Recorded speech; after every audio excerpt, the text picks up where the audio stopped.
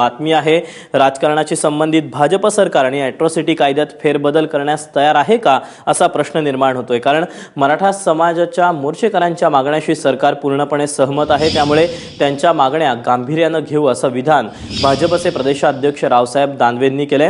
रश्मी पुराणिक आमचे प्रतिनिधी आपल्या सोबत आहे। रश्मी, एकंदरीतच कशा पद्धतीने सरकार या सगळ्या मागण्यांचा विचार करते आणि याचा पुढे जाऊन त्यांना निश्चितच येत्या निवडणुकीत फायदा होऊ शकतो असाही विचार झाला असेल?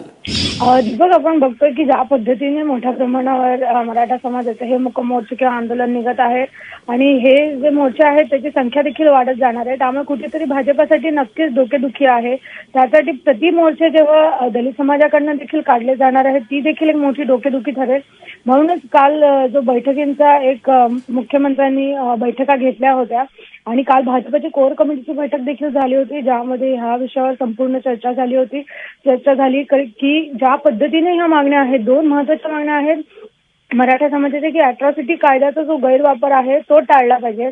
अॅट्रॉसिटी कायदा तर बदलता येईल का, किंवा त्यामध्ये अशा कोणत्या गोष्टी आहेत त्या शिथिल करता येईल का ज्यामुळे जो कोणी निष्पाप असेल, कोणी निर्दोष असेल तर त्यांना याचा फटका बसू नये।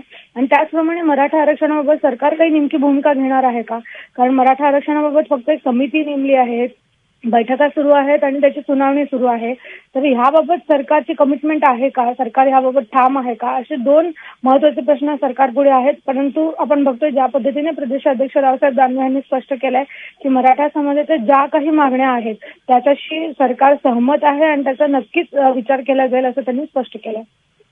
रश्मी, धन्यवाद दिलेल्या सगळ्या सविस्तर माहितीबद्दल। आणि या सगळ्या संदर्भात प्रदेशाध्यक्ष रावसाहेब दानवे यांनी काय प्रतिक्रिया दिली ती देखील पाहूया।